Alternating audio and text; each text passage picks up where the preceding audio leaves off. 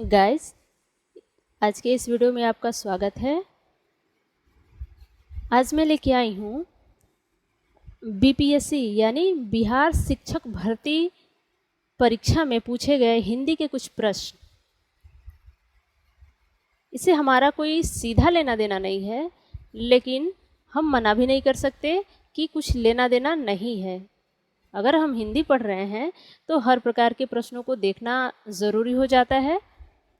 तो इसी पर्पज़ से इस प्रश्नों की एक श्रृंखला लाई गई है। पूरे प्रश्नों को आज कवर नहीं किया जाएगा। क्वेश्चन नंबर 50 तक आज हम कवर करेंगे। बस इसका उद्देश्य ये है कि आज के कॉम्पिटिटिव एग्ज़ाम्स में हिंदी के कैसे कैसे क्वेश्चन और कितने वेराइटीज़ ऑफ क्वेश्चन पूछे जा रहे हैं, बस इतना जानना इसका मेन उद्देश्य है। तो शुरू करते हैं।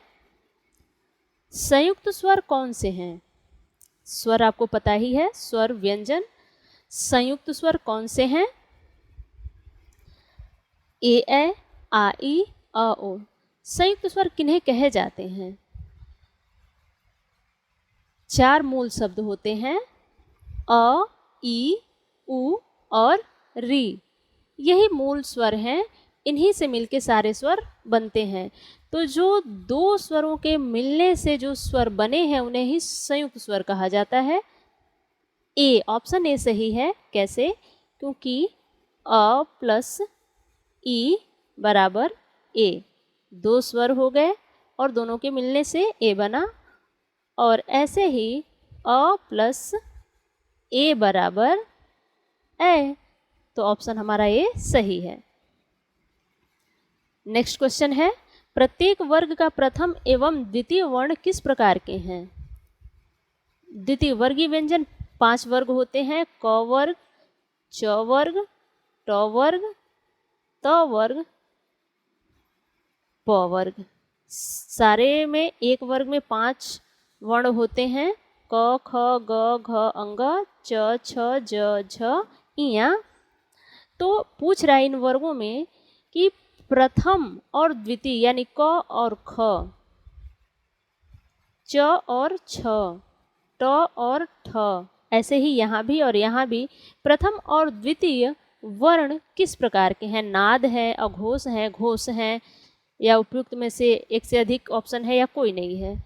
तो बी सही है, पर जानना जरूरी है क्यों सही है। अघोष कहते किसे हैं? जिन वर्णों के उच्चारण में हमारी कंठ जो स्वर है, कंठ में वाइब्रेशन होता है, स्वर यंत्र में वाइब्रेशन होता है, कंपन होता है, वो घोष होते हैं। और जिनके उच्चारण में कंठ वाइब्रेट नहीं करता है, कंपन नहीं होता है, वो अघोष होते हैं। तो जो क और ख है यानी वर्गीय व्यंजन का पहला और दूसरा वर्ण है, वो अघोष होता है, उसको बोलने से कंपन नहीं होता है। इसलिए हमारा जो बी है, इस क्वेश्चन का बी ऑप्शन सही है। क्वेश्चन नंबर 3, वैसे 3 नहीं है ये, इसके आगे इंग्लिश के कुछ क्वेश्चन हैं जिनकी सीरीज चल रही है, लेकिन हम शुरुआत किए हैं जहाँ से, उस हिसाब से उस नंबर से ये 3rd नंबर पे है क्वेश्चन, उससे कुछ खास मतलब नहीं है। क्वेश्चन नंबर 3 देखते हैं, या यूं कहें 28 ही देखते हैं, कंफ्यूजन ना हो। क्वेश्चन नंबर 28, ख और घ ध्वनि किस प्रकार की हैं? किस प्रकार की हैं? नाद है, अल्प प्राण है, महाप्राण है, इनमें से एक से अधिक है, या कुछ नहीं है? तो जो ऑप्शन दिख रहा है सही वो सी है। सी है, पर जानना जरूरी है महाप्राण है क्या? प्राण मीन्स वायु, वायु ही प्राण कही जाती है, वायु को प्राण कहा गया है। क्यों? क्योंकि वायु के बगैर जीवन संभव नहीं है। तो प्राण मतलब वायु। तो महाप्राण, अल्प प्राण और महाप्राण जो व्यंजन होते हैं उनमें से कुछ अल्प प्राण हैं, यानी जिनको बोलने से मुख से कम वायु निकलती है वो अल्प प्राण, कम हवा निकली तो अल्प प्राण। और जिन वर्णों के उच्चारण से मुख से ज़्यादा मात्रा में वायु निकली तो महाप्राण। तो इसमें जो ख है और घ है वो ध्वनि किस प्रकार की है? अल्प प्राण है या महाप्राण? तो महाप्राण है। आप बोल के देखिए, सामने मुख के सामने हथेली लाइए और उच्चारण करिए, ख घ, महाप्राण है। नेक्स्ट क्वेश्चन है,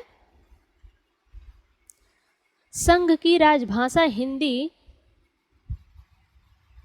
और लिपि देवनागरी होगी, यह किस अनुच्छेद में कहा गया है? तो ये अनुच्छेद सबको पता होगा, 343 में इसका जिक्र है।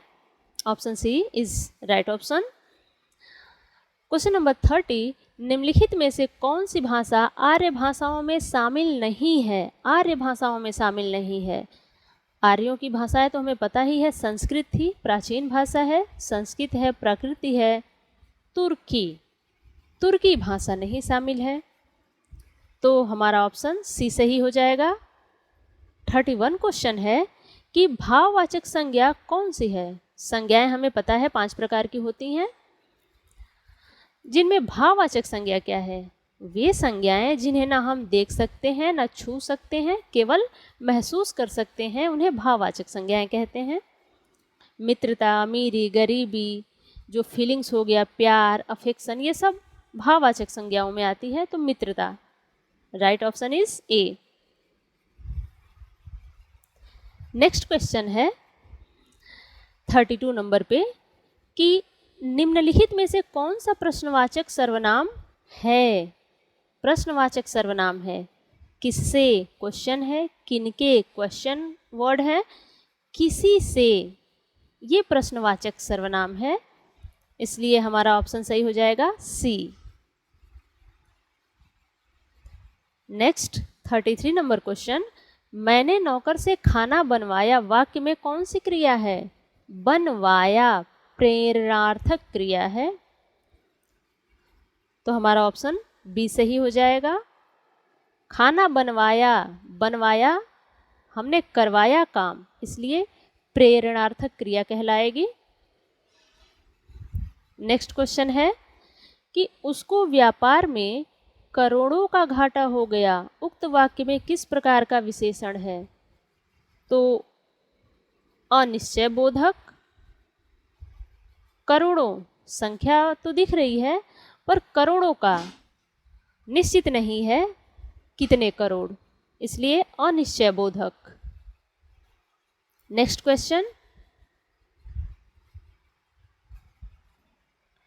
शब्द का अर्थबोध कराने वाला कौन सा शब्द है? शब्द शक्ति, वाक्य एकार्थक या क्या? शब्द शक्ति।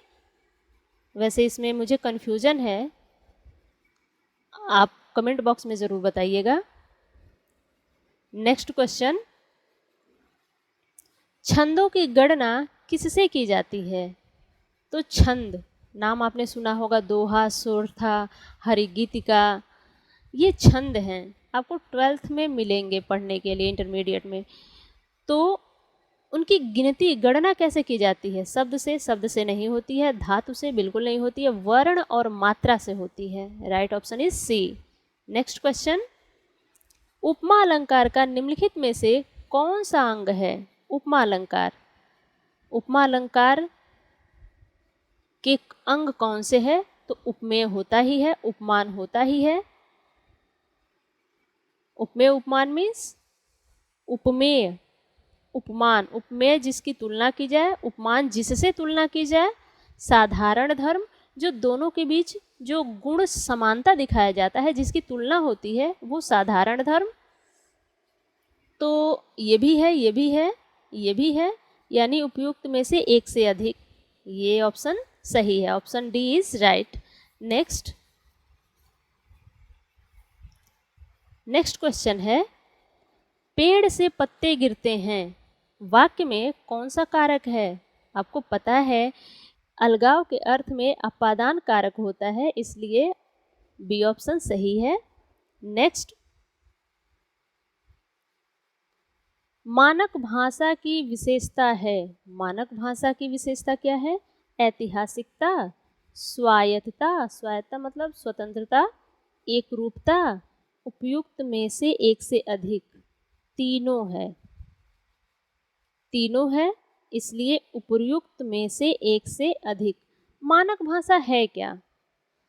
भाषा, पहले भाषा क्या है? जब बोली का रूप विस्तृत होने लगता है कि ज़्यादा से ज़्यादा लोग उसका यूज़ करने लगते हैं, साथ ही उसके लिए कुछ रूल रेगुलेशन बना दिया जाता है, व्याकरण की रचना कर दी जाती है, व्याकरण के नियमों में उस बोली को बांध दिया जाता है, तो वो भाषा का रूप ले लेती है। और जहाँ जिस बोली पे, जिस भाषा पे व्याकरण के रूल रेगुलेशन लागू हो जाते हैं, उसमें एक रूपता आ जाती है। जैसे एक हिंदी एक भाषा है, इसका अपना एक व्याकरण है, उस व्याकरण के नियमों और शर्तों के अनुसार ही हम हिंदी पढ़ते हैं। उन व्याकरण को पढ़ने से ही हम जानते हैं कि ये सेंटेंस गलत है, ये सेंटेंस सही है हिंदी का। क्यों? क्योंकि हमने व्याकरण पढ़ा है, जान रहे हैं। तो जो हिंदी यूपी में पढ़ाई जाती है और जो व्याकरण है, उसी व्याकरण के साथ वही हिंदी कहीं और भी पढ़ाई जाएगी उन्हीं रूल नियमों के साथ, तो एक रूपता तो जाहिर सी बात है आएगी, क्योंकि जो हिंदी का जो व्याकरण है वो यहाँ भी है और वही व्याकरण वहाँ भी पढ़ाया जाएगा। तो एक रूपता आनी निश्चित है। तो एक रूपता तो है ही, स्वायत्तता भी है, ऐतिहासिकता भी है, इसलिए ऑप्शन डी सही हो जाएगा। और द्वंद्व समास में कौन सा प्रधान होता है? कौन सा प्रधान होता है? कौन पद प्रधान होता है? तो द्वंद्व समास दोनों पद प्रधान होते हैं। माता पिता, भाई बहन, दाल भात, घर द्वार, इनमें दोनों पद की प्रधानता होती है द्वंद्व समास में। तो दोनों पद, यानी ऑप्शन ए सही हो जाएगा। नेक्स्ट क्वेश्चन है कि हिंदी भाषा के विकास का सही क्रम क्या है? हिंदी भाषा के विकास का सही क्रम है संस्कृत पाल प्रकृति अपभ्रंश। संस्कृत पाल प्राकृति अपभ्रंश, यही सीक्वेंस है हिंदी के विकास का। देखते हैं कौन सा मिल रहा है। पा लिया गया पहले नंबर पे, गलत हो गया। संस्कृत पहले नंबर पे है, सही है। उसके बाद संस्कृत पा लिया आएगा, गलत हो गया। और अपभ्रंश से शुरू हो रहा है, नहीं। उपयुक्त में से एक से अधिक, तीनों नहीं है, यानी उपयुक्त में से एक कोई नहीं, तीनों गलत है, यानी सारा गलत है। तो ऑप्शन ई सही हो जाएगा। और नेक्स्ट क्वेश्चन है कि प्रकृति पैंगलम के छंद किस रस से संबंधित हैं? तो वीर रस से संबंधित हैं। B option is right. Next question है कि भाषाओं के पारिवारिक वर्गीकरण का आधार है, क्या आधार है? पारिवारिक वर्गीकरण का क्या आधार है? अर्थ, इतिहास, रूप रचना, क्या? इतिहास। ऑप्शन बी सही है। बीपीएससी ने इसे ही सही माना है। नेक्स्ट, संकलन त्रय की नाट्य अन्विति नहीं है, क्या नहीं है? काल, स्थान, क्रिया, उपयुक्त में से एक से अधिक। ऑप्शन डी सही है। नेक्स्ट क्वेश्चन है, संज्ञा अथवा सर्वनाम के जिस रूप से उसका संबंध वाक्य के किसी दूसरे शब्द के साथ प्रकाशित होता है उसे क्या कहते हैं? कारक कहते हैं। संज्ञा या सर्वनाम का संबंध वाक्य में आए किसी अन्य शब्द से कैसे स्थापित होता है? तो कारक के द्वारा ही ये पता चलता है। तो कारक, ऑप्शन सी सही है। नेक्स्ट है 46 नंबर का क्वेश्चन है, शब्द की जिस शक्ति से उसके सांकेतिक अर्थ का बोध हो वहाँ कौन सी शब्द शक्ति होती है? अभिधा। ये फैक्चुअल क्वेश्चन है। अभिधा, बस अभिधा जान लीजिए, और इसके बारे में जानना है तो सर्च करके आप पढ़ सकते हैं। नेक्स्ट क्वेश्चन, वक्रोक्तिवाद के प्रतिपादक आचार्य हैं कुंतक। ये भी फैक्चुअल क्वेश्चन है, कुंतक को माना जाता है। नेक्स्ट क्वेश्चन, ये सिरदर्द वाला क्वेश्चन है। ये क्वेश्चन जब मेरे सामने आता है तो मैं डिसाइड नहीं कर पाती हूँ, दिमाग घूम जाता है। देखिए, पढ़ रही हूँ, मेरा दावा है आपका भी दिमाग घूम जाएगा। बस सुनिए ध्यान से। निम्नलिखित कथनों स्थापना अ और तर्क ब पर विचार कीजिए और नीचे दिए गए कूट से सही विकल्प का चयन कीजिए। स्थापना अ। इतनी कड़क हिंदी का प्रयोग हो रहा है कि समझने के लिए आई थिंक डिक्शनरी की नीड होगी। स्थापना अ। कला का आस्वाद युग निरपेक्ष नहीं होता। आई एम श्योर कि आपको इस सेंटेंस का अर्थ बिल्कुल समझ नहीं आया होगा। एक बार और पढ़ती हूँ, देखती हूँ कितने लोग समझ जाते हैं। कला का आस्वाद युग निरपेक्ष नहीं होता। आस्वाद मीन्स होता है स्वाद, जो जीभ से हम चखते हैं स्वाद, वही स्वाद इसका अर्थ है। युग निरपेक्ष, युग का असर नहीं होता, युग से परे होता है, निरपेक्ष होता है। ज़्यादा समझाने लगूंगी तो मैं खुद भूल जाऊंगी। कला का आस्वाद युग निरपेक्ष नहीं होता। ये तो स्थापना अ है। अब ब देखते हैं। शाश्वतता का गुण कालजयी कलाकृतियों में सहज अंतर्भूत नहीं होता। मेरे खुद समझ में नहीं आ रहा। शाश्वतता जो चिरस्थायी होता है गुण, का गुण कालजयी कलाकृतियों में सहज अंतर्भूत नहीं होता। अब कौन सा गलत है, कौन सा सही है, ये कैसे बताया जाए? जो समझा होगा बताएगा। कमेंट बॉक्स में बताइएगा कौन कौन समझा है। ऑप्शन पे आ जाते हैं। बिन समझे ही मेरे सिर में दर्द शुरू हो गया। क्यों? क्योंकि मेरे समझ में नहीं आ रहा, इतना जोर डालने पे भी। वैसे आया पर पूरा नहीं आया ना। ऑप्शन पे आ जाइए, ऑप्शन पढ़ के और दर्द शुरू हो जाएगा। ऑप्शन ए में है अ सही है, ब गलत है। अ और ब दोनों गलत है। अ गलत है, ब सही है।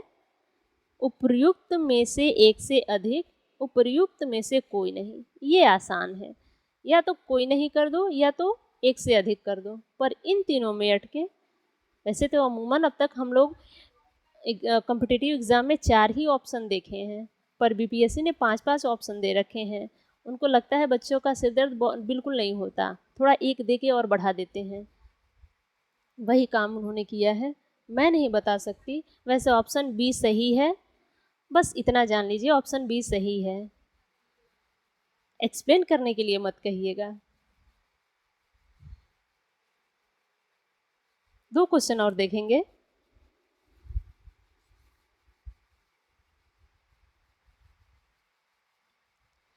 निम्नलिखित कथनों स्थापना अ और तर्क ब पर विचार कीजिए। नीचे दिए गए कूट से सही विकल्प का चयन कीजिए। स्थापना अ। स्थापना अ देखिए, एक और सिरदर्द। आधुनिकता एक सतत और अंतहीन प्रक्रिया है। पर ये समझ में आ रहा है, मेरे तो आ रहा है। आधुनिकता एक सतत और अंतहीन प्रक्रिया है। जो आधुनिकता है, आप मॉडर्नाइजेशन समझ लीजिए। आधुनिकता एक सतत, लगातार चलने वाली और अंतहीन, जिसका अंत न हो, ऐसी प्रक्रिया है। बात सही है। हम यूँ कह सकते हैं कि परिवर्तन संसार का नियम है, इसको दूसरे रूप में कहें तो। तर्क ब है, क्योंकि प्रत्येक परिवर्तन नए सिद्धांतों और संभावनाओं को जन्म देता है। मेरे विचार से तो दोनों सही हैं। अब देखते हैं। ऑप्शन है अ सही है, ब गलत है। अ और ब दोनों गलत है। अ गलत है पर ब सही है। उपयुक्त में से एक से अधिक, उपर्युक्त में से कोई नहीं। उपर्युक्त में से एक से अधिक, डी सही है। उपर्युक्त में से एक से अधिक, बिल्कुल दोनों सही है, और दोनों सही का कोई ऑप्शन नहीं है। अ और ब गलत है, अ और ब दोनों गलत है। अ सही, इसमें एक ही गलत बताया गया है, इसमें दोनों गलत बताया गया है। अ गलत है पर बी गलत है, तीनों गलत है। हमें करना है दोनों सही है, तो ऑप्शन डी ही सही होगा, उपर्युक्त में से एक से अधिक। 50वें नंबर का क्वेश्चन देख लेते हैं, बस एक क्वेश्चन। प्रश्न संख्या 50 से 54 तक प्रत्येक वाक्य में एक शब्द रेखांकित है। अंडरलाइन किया गया है एक शब्द को। प्रत्येक रेखांकित शब्द के लिए ए बी सी डी और ई विकल्प है। इनमें से रेखांकित शब्द के लिए अर्थ की दृष्टि से उपयुक्त विकल्प चुनकर उत्तर पत्रक में चिन्हित कीजिए। आकाश में काले बादल हैं। बादल, मेघ, वारिधर, वारी मतलब जल, धर मतलब धारण करने वाला, पानी को धारण करने वाला, मेघ तो पता ही है। तो उपर्युक्त में से एक से अधिक, यही सही है। आज के लिए बस इतना ही। जो बाकी के क्वेश्चन हैं नेक्स्ट वीडियो में कवर करेंगे।